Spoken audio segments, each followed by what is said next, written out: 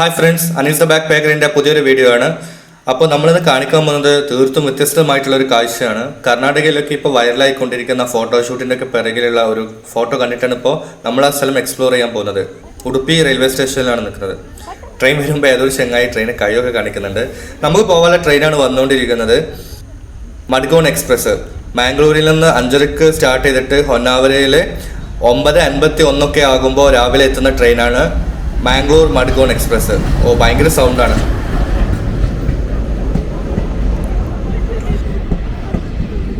മാംഗ്ലൂരിൽ നിന്ന് 5 മണിക്ക് 5:30 സ്റ്റാർട്ട് ചെയ്യുന്നത്. ഹൊന്നാവർ എത്തുമ്പോൾ 9:51 10 മണിയൊക്കെ ആവും ഈ ട്രെയിന്. എക്സ്പ്രസ് ട്രെയിനാണ്, അതുകൊണ്ട് തന്നെ അത്യാവശ്യം നല്ല രീതിയിൽ തന്നെ സീറ്റും കാര്യങ്ങളൊക്കെ ഉണ്ടാവും. അപ്പം എൻ്റെ കുട്ടികൾ സെബിയാണ്. സെബി, ഹായ് പറ.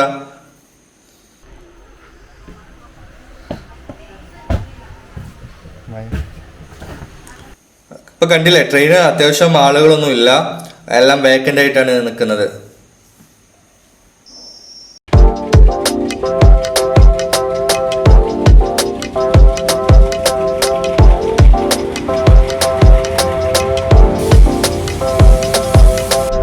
ഇത് കുന്താപുര റെയിൽവേ സ്റ്റേഷനാണ്. ഇപ്പൊ ഗോവയിലേക്ക് അല്ലെങ്കിൽ ദൂദ്സാഗറിലേക്കൊക്കെ പോകുന്ന ആളുകൾക്ക് ഫെമിലിയർ ആയിട്ടുള്ള ഒരു റെയിൽവേ റൂട്ടാണ് കേട്ടോ നമ്മൾ പോകുന്നത്. കൊങ്കൺ റെയിൽവേ, സദേൺ റെയിൽവേ കഴിഞ്ഞിട്ട് കൊങ്കൺ റെയിൽവേ കൂടെയാണ് ഇപ്പോൾ നമ്മൾ പോകുന്നത്. ഒരുപാട് തുരങ്കങ്ങളൊക്കെ ഉണ്ട്. അപ്പോൾ ട്രെയിൻ ഇങ്ങനെ പോയിക്കൊണ്ടിരിക്കുമ്പോൾ കുന്താപുര കഴിഞ്ഞ ഉടനെ തന്നെ നമ്മൾ ഈ കണ്ടൽക്കാടുകളും അതുപോലെ ബാക്ക് വാട്ടേഴ്സും കാര്യങ്ങളൊക്കെ കണ്ടുകൊണ്ടിരിക്കുന്നുണ്ട്. നമ്മുടെ നാട്ടിൽ അതേ കാഴ്ചകളായിട്ട് നമ്മൾ കാണുന്നത്. കേരളത്തോട് കുറെ സിമിലർ ആയിട്ടുള്ള കാഴ്ചകളാണ്. തെങ്ങും കണ്ടൽക്കാടുകളും നദികളൊക്കെ ഉള്ളത്. ഇപ്പൊ നേരത്തെ പറഞ്ഞില്ലേ കുറെ തുരങ്കങ്ങൾ ഉണ്ടെന്ന്. ഈ റൂട്ടിൽ ഒരു 4-5 തുരങ്കങ്ങൾ കഴിഞ്ഞിട്ടാണ് നമ്മൾ ഹൊന്നാവര സ്റ്റേഷനിൽ ഇറങ്ങുന്നത്. എന്ത് ഭംഗിയുള്ള കാഴ്ചയാണല്ലേ.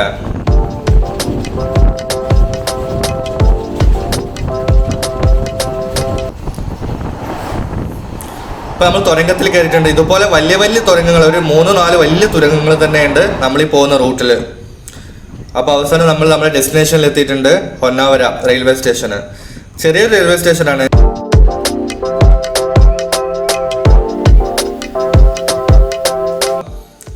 അപ്പൊ ഇതാണ് ഹൊന്നാവര സിറ്റി. ഇവിടെയാണ് ബസ് സ്റ്റാൻഡും കാര്യങ്ങളൊക്കെ. ചെറിയൊരു സിറ്റി കേട്ടോ. അപ്പൊ ഇവിടെ നമ്മൾ പോകുന്നത് കാസർഗോഡിലേക്കാണ്. കേരളത്തിലുള്ള പോലെ തന്നെ കാസർഗോഡ് ഇവിടെയുണ്ട്. അതുപോലെ മാംഗ്ലൂർ അടുത്തൊരു കാസർഗോഡ് ഉണ്ട്. ഇവിടുന്ന് KSRTC ബസ്സുകളുണ്ട്, അതുപോലെ തന്നെ സിറ്റി ബസ്സുകളുണ്ട്. ഇനിയിപ്പോൾ ഓട്ടോ ഹയർ ചെയ്ത് പോകുകയാണെന്നുണ്ടെങ്കിൽ 3 കിലോമീറ്റർ മാത്രമേ ഉള്ളൂ ഇവിടുന്ന്. ഹൊന്നാവരയിൽ നിന്ന് ഭട്കൽ പോകുന്ന റൂട്ടിലാണ് ഈ നമ്മൾ പോകുന്ന ഡെസ്റ്റിനേഷൻ. 10 രൂപ കേട്ടോ ടിക്കറ്റ് ചാർജ്.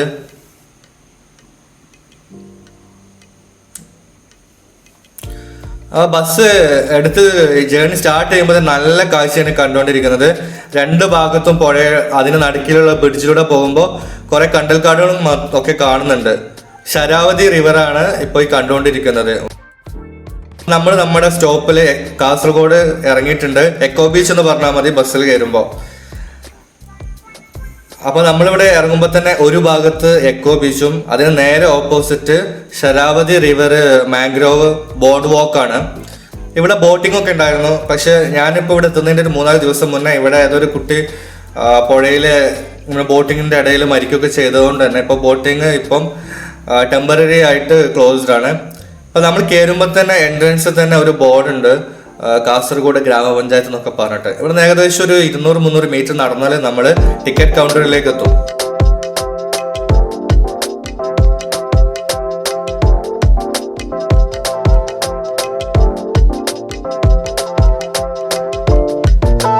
അപ്പോൾ ഇതിന്റെ എൻട്രൻസിൽ എത്തുമ്പോൾ തന്നെ കുറെ കാറ്റാടി മരങ്ങളും കാര്യങ്ങളൊക്കെയാണ്. ഇവിടുന്ന് ഒരു 50-60 മീറ്റർ നടന്നു കഴിഞ്ഞാൽ നമ്മൾ ടിക്കറ്റ് കൗണ്ടറിലേക്ക് എത്തും, അതായത് റോട്ടിൽ നിന്ന്. ഇവിടെ എത്തുമ്പോൾ തന്നെ നമ്മൾ കാണുന്നത് ഇതുപോലെ ഒരു പാർക്കിംഗ് ഏരിയയാണ്. ആംബിയൻ്റ് ആയിട്ടുള്ള പാർക്കിംഗ് ഏരിയ തന്നെ ഉണ്ട്. അവിടെയും ഫുള്ളി കാറ്റാടി മരങ്ങളും അത്യാവശ്യം നല്ല സീറ്റിങ്സും കാര്യങ്ങളൊക്കെ ഉണ്ട്. ഇവിടെ ഒരു ബോർഡൊക്കെ വെച്ചിട്ടുണ്ട്. ടിക്കറ്റ് ചാർജ് വെറും 10 രൂപ മാത്രം കേട്ടോ. പ്രീ വെഡിങ് ഫോട്ടോഷൂട്ട് ആണെന്നുണ്ടെങ്കിൽ 1000 രൂപയുണ്ട്. അപ്പോൾ ഈ ഒരു സ്ഥലം ഫോട്ടോഷൂട്ടിന് അതല്ലെങ്കിൽ പ്രീ വെഡിങ് ഫോട്ടോഷൂട്ടിനൊക്കെ ആളുകൾ തിരഞ്ഞെടുക്കുന്ന ഒരു ഏരിയ തന്നെ നമുക്ക് കണ്ടാൽ മനസ്സിലാവും. വരുമ്പോൾ തന്നെ നമ്മുടെ വെൽക്കം ചെയ്യുന്നത് സേവ് മാംഗ്രോവ്സ് എന്ന് പറഞ്ഞിട്ടുള്ള ഒരു റൈറ്റിങ്സ് ആണ്, ഫോട്ടോ ഫ്രെയിം ആണ് ശരിക്കും പറഞ്ഞാൽ. അതിൻ്റെ നേരെ പിറകിൽ കാണുന്ന എൻട്രൻസിൽ നിന്നാണ് നമ്മൾ ഈ ബോർഡ് വാക്കിലേക്ക് പോകുന്നത്. ഇവിടെ വലിയൊരു മരത്തിന്റെ മുകളിൽ ഊഞ്ഞാലും കാര്യങ്ങളുണ്ട്, അതുപോലെ ബെഞ്ചുകളുണ്ട്. പിന്നെ ഇതിന്റെ അടുത്ത് തന്നെ ഒരു ചെറിയൊരു കാഫറ്റേരിയ ഉണ്ട്, സ്നാക്സ് കൂൾ ഡ്രിങ്ക്സും ഒക്കെ കഴിക്കാൻ പറ്റുന്ന. കുറച്ച് റേറ്റ് കുറച്ചൊന്നും കൂടുതലുണ്ടെന്നുണ്ടെങ്കിൽ പോലും നമുക്ക് ഇതിന്റെ അടുത്ത് തന്നെ അവൈലബിൾ ആയിട്ടുള്ള ഒരു ഷോപ്പാണ്. വാട്ടർ ബോട്ടിൽ ഉണ്ടല്ലോ ബാക്ക്. ടയർഡാ?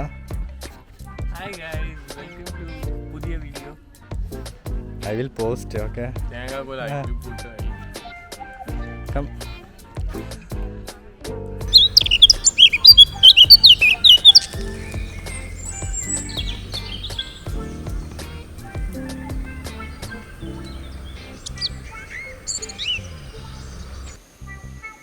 അപ്പോൾ നമ്മൾ മാംഗ്രോവ് ഫോറസ്റ്റിന് ഇടയിലൂടെ നടക്കാൻ വേണ്ടിയിട്ടുള്ള ഇതിൽ കയറി. ഫസ്റ്റ് തന്നെ ഫുള്ള് വുഡൻ സ്ട്രക്ചർ ആട്ടോ. കയറുമ്പോൾ തന്നെ നമ്മുടെ മുമ്പിൽ 2 ഭാഗത്തും ചെറിയൊരു ബോർഡിൽ കാര്യങ്ങളൊക്കെ എഴുതി വെച്ചിട്ടുണ്ട്.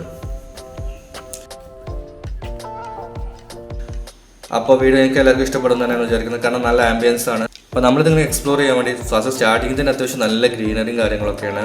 അടിയിൽ ഫുള്ള് ചതുപ്പാണ്, വെള്ളമാണ്.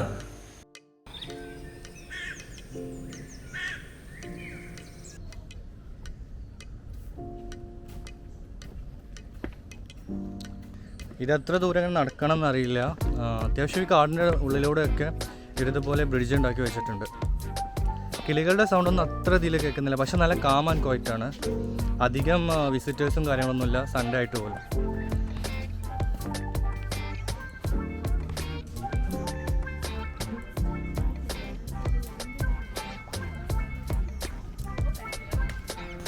ഈ കണ്ടൽക്കാടിൻ്റെ ഒരു പ്രത്യേകത എന്താ വെച്ചാൽ 365 ഡേയ്സും ഇതുപോലെ പച്ചപ്പ് നിറഞ്ഞുകൊണ്ടിരിക്കും. അതായത് ഇല പൊഴിയുന്ന സീസണോ അങ്ങനത്തെ സീസണിലാണ്. പക്ഷെ മഴക്കാലത്ത് കുറച്ചും കൂടെ ഭംഗിയുണ്ടാവും. ഈ ബ്രിഡ്ജിലൊക്കെ വെള്ളം കയറിയ റിഫ്ലക്ഷനും കാര്യങ്ങളൊക്കെ നല്ല ഫോട്ടോസൊക്കെ എടുക്കാൻ പറ്റുന്ന ഒരു സ്ഥലമാണ്.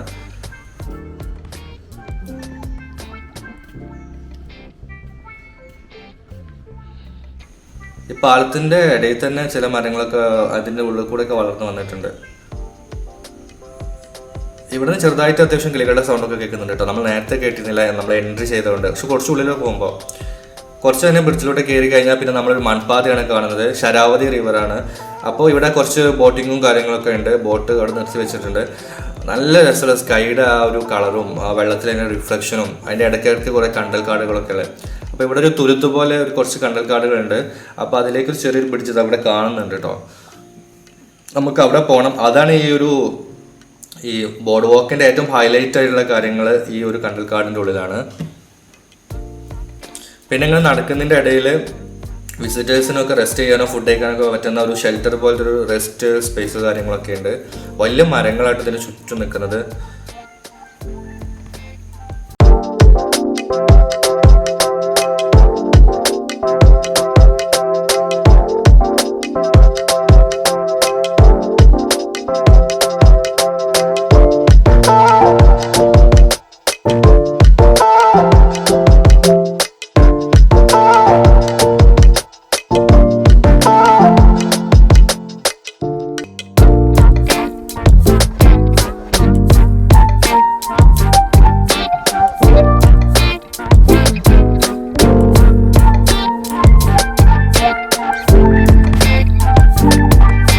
അപ്പോൾ മാംഗ്രോവ് ഫോറസ്റ്റിനുള്ളിൽ ഐലൻഡ് പോലത്തെ ഒരു സംഭവത്തിലേക്ക് പോവാണ്.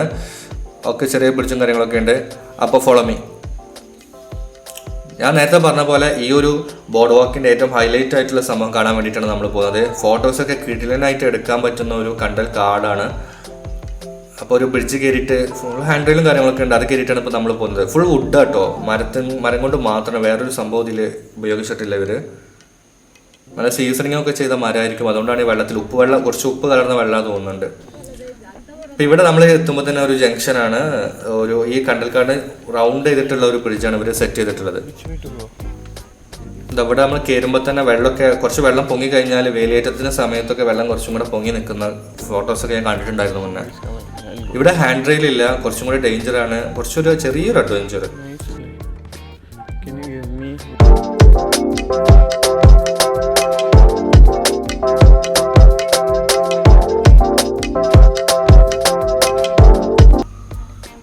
എന്ത് ഭംഗിയുണ്ടല്ലേ ഈ കാഴ്ചയൊക്കെ കാണാൻ. കുറച്ചേ ഉള്ളൂന്നുണ്ടെങ്കിലും നമ്മുടെ നാട്ടിൽ ഇതുപോലെ കണ്ടൽക്കാടുകൾ ഇഷ്ടംപോലെ, കണ്ണൂർ ആ ഭാഗത്തൊക്കെ അത്യാവശ്യം നല്ല പോലെ ഉണ്ട്. അവിടേക്ക് ഇതുപോലത്തെ ഒരു സംഭവം സെറ്റ് ചെയ്ത് വെക്കുന്നുണ്ടെങ്കിൽ എക്കോ ഫ്രണ്ട്ലി ആയിട്ട് നമുക്ക് ടൂറിസ്റ്റുകളെ അട്രാക്ട് ചെയ്യുന്ന സംഭവമൊക്കെ നമ്മുടെ കേരളത്തിൽ ചെയ്യാവുന്നതാണ്. ഉണ്ട് അവിടെ നമ്മുടെ നാട്ടിലുണ്ടോയെന്ന് എനിക്കറിയില്ല. ഉണ്ടെന്നുണ്ടെങ്കിൽ ഇതിൽ കമൻറ്റിൽ നിങ്ങൾ അത് കമൻറ്റ് ചെയ്യുക. അപ്പോൾ ഞങ്ങൾ വന്ന സമയത്ത് ഇവിടെ അധികമൊന്നും ടൂറിസ്റ്റുകളോ അല്ലെങ്കിൽ വിസിറ്റേഴ്സോ ഒന്നും ഉണ്ടായിരുന്നില്ല. പക്ഷേ ഇപ്പോൾ അത്യാവശ്യം കുറേ ആളുകൾ വരുന്നുണ്ട്, നല്ലപോലെ ഫോട്ടോസൊക്കെ എടുക്കുന്നുണ്ട്.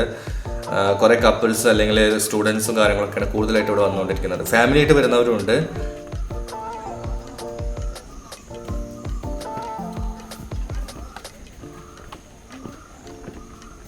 ഈ ഒരു ബോർഡ് വാക്ക്, അതായത് ഈ ഹൊന്നവർ നമുക്ക് ടച്ച് ചെയ്ത് പോകാൻ പറ്റുന്ന കുറേ സ്ഥലങ്ങളുണ്ട്. Amboli waterfalls, Yana caves, Murudeshwara, Jog falls, അങ്ങനെ ഈ ഒരു കാര്യങ്ങളൊക്കെ ഒരു മൂന്ന് ദിവസത്തെ ട്രിപ്പൊക്കെ പ്ലാൻ ചെയ്യുന്നവർക്ക് അതിൻ്റെ ഇടയിൽ ഇൻക്ലൂഡ് ആക്കാൻ പറ്റുന്ന ഒരു സ്ഥലമാണ് ഈ ഹൊന്നവറിലെ എക്കോ ബീച്ചും ഇപ്പോൾ നമ്മൾ വീഡിയോയിൽ കാണിച്ചുകൊണ്ടിരിക്കുന്ന ഈ ബോർഡ് വാക്കും.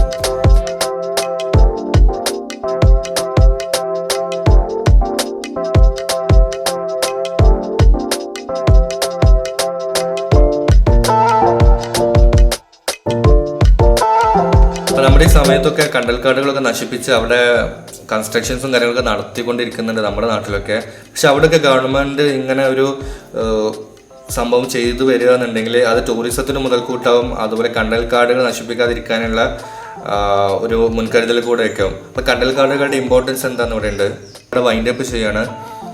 ഏകദേശം 1 hour 2 hours ഒക്കെ എക്സ്പ്ലോർ ചെയ്യാം. അങ്ങനെ നമ്മളിപ്പോൾ ഏകദേശം ഇതിനുള്ളിൽ ഒരു 2 hours സ്പെൻഡ് ചെയ്തിട്ടുണ്ടായിരുന്നു. വായിക്കാണ്. അപ്പോൾ നമ്മളിങ്ങനെ തിരിച്ചിറങ്ങാണ്.